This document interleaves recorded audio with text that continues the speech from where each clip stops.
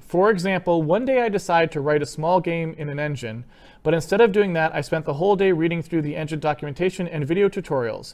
By the end of the day, I got nothing accomplished and got burned out on it. Okay. So two possible reasons for this, and I will give them to you, right? One is that you aren't good at programming, right? Always a possibility, right? Like I said, we have no idea, right? It's possibility one. But we have no idea if that's true yet. So I'd say put that one aside. Possibility two is you are picking things that are too big a scope for what you should be working on right now. And typically, you know, with what you just said, I would say that that is almost always the problem. So a game engine or a game, either or, are two very big and difficult problems, right? Nobody who isn't very competent at programming and has had a lot of experience should really be doing either of those two things. Now, if you are going to go download, Unity or something and build a game in that, and your game doesn't have very much game code to it, you may be able to just muddle through, right? It's entirely possible. But if you are trying to do something that has any code complexity whatsoever to it, oftentimes you will get exactly the situation that you're just saying. You're like, I don't know, I read all the documentation and it was like, I don't understand it all and there's too much and I got worried about these things they were talking about, don't do this and do that, and I don't know how to connect these two things together, blah, blah, blah, blah, right? It is almost always the case that if you're having that kind of experience, you just need to step back and start with smaller things, right? Because your brain may not be ready yet to integrate all of that information about the existing engine and understand how you would proceed, right? So again, I would say, can you pick a very small, much more achievable task and accomplish it? An example would be, you want to write a game in a game engine. That's the end goal, right? You don't want to write the engine. You just want to write a game in that engine. It sounded like what you're talking about. You tried doing that whole hog, and it was too diffused, and it just didn't happen, right? So start with something much smaller. Today's goal is figure out how to render a sphere in this engine. Create a sphere and render the sphere. That is all. The goal for today is at the end of the day, I download Unity or whatever it is you were using. I download Unity. I read only in as much of a tutorial as is necessary to create one sphere and produce the Unity executable that shows the sphere. This sphere does not have to be shaded. It does not have to move. It does not have to do anything other than be a sphere on the screen. Okay? Day 2, make the sphere go from one place to another. Just move like that, right? Day 3, make the sphere have a material, like a color. Day 4, make the sphere have a light. Those things may sound silly when you think of them, but that is how you actually get better at these problems. You add and add and add and add and add from small achievable goals. Because if you try to take something that's too big for what your mind currently is facile with working with, that is where you get that diffusion and that burnout, where you're just like, I don't know what to do. I'm sitting here looking at this thing, but I don't know what to do, right? And there's too much stuff coming in. I'm too confused. I'm worried about this. I'm worried about that. You sit down one day and you're like, I'm going to make a game in this game engine.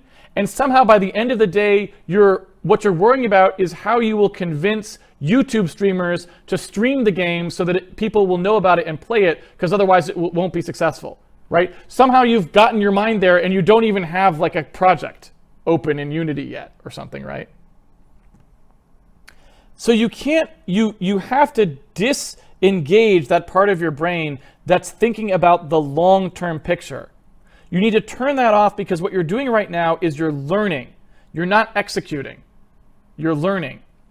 And learning is about picking small, concrete goals that you can do in a finite amount of time and know that you have finished.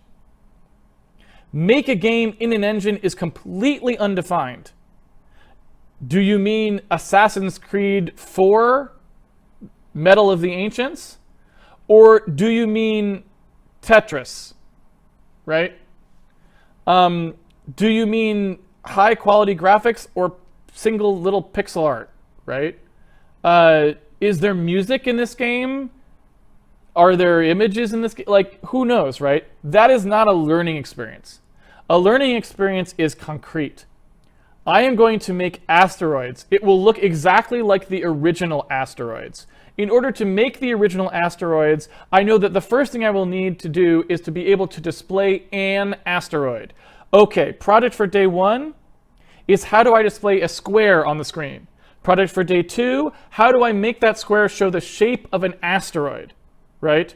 Project for day 3, move the asteroid. Project for day 4, 2 asteroids. Project for day 5, n asteroids, right? That is how it works. And nobody, just sat down day 1 without ever having done anything before and made a great game, whether they downloaded an engine or not, right? And all of that goes double, triple, quadruple, times 10, whatever, if you're making the engine yourself. Because if you're making the engine yourself, you're now in a whole other class of technical competence that takes a lifetime to master. And so by the time you're going to think about making a game engine entirely by yourself, you need to have done a lot of work and know that is a really important thing to you to want to do, right? So hopefully that answers the question, if that makes sense. And as strange as that might seem, I would also like to point out is, if that seems overly pedantic even, or not overly pedantic, but overly like educational even to you, I would even point out the fact that look at what we do on Handmade Hero. When I go to make a change in the code base, notice I do the same thing, right? How many times have you heard me say, I'm taking this one step at a time? And I will take a change, and this isn't make a game. This is, I'm just making one change in the code base. I'll say, here's the steps I'm going to take to make it. Why? Because the more concrete and individualized and achievable each step is that you make at any level of development, the easier it is to stay motivated, ensure that it works, do a good job, know that you've completed, and keep your project moving forward, right? And invariably, anytime I ever get myself into a situation where I feel like I'm not making progress, the solution always turns out to be, and I wish, sometimes I even come at it way later than I really should have after 30 years, right? Is wait, you're spinning your wheels on this, break it into smaller problems. What can you ship out of this, right? You've got this big thing, the asset system, and you've tried stuff and it's not working, it's not coming together. Okay, stop. What are some things you know this will have to do? Ship those first. Okay, now they're taken out of the problem, and now you have more visibility about what the rest of the solution has to look like, right? Grab one thing to hold on to and ship it. Grab the next thing and ship it, right? And that is how you make progress on those kinds of problems that are too big for you right now. And by the way, kind of like I just tried to allude to, too big for you right now is something you will never outgrow. No matter how good you get at programming, there will always be a problem that's a little bit bigger than that. And when you go to attack that problem, this skill will come in so handily. Learning to divide and conquer a problem never goes out of style, right? I do it every day still. It is part of my development process, and more often than not, when I am done with a section of code, one thing I will think to myself is, that would have gone faster if I had divided it up more sooner. I almost never say, boy, I wish I had done those two parts together at the same time, right? Like that is not a thing that happens in my world, right? And there are some techniques that you have to learn to employ architecturally to make sure that things fit together. That's the compression-oriented programming stuff we talk about, and also the writing usage code first kinds of stuff. There are techniques that make things fit together better. Those come with time, and you do have to learn those when you want to start making like really good architecture and stuff like that. But even before you know those, you will still be more successful shipping things if you break them into pieces. It's just the pieces won't fit together as well as they should, right? But you will still be more successful at getting stuff done, even with that, oops, I like wrote the renderer and it doesn't quite work right because I didn't think about this binding. Oh well, but you'll get them next time, right? And then over time, you'll learn the techniques you need to try and minimize the degree to which you have that problem, right? So, all right. Hopefully that is a pretty, yeah, we're right at 6:30, so I'm going to sign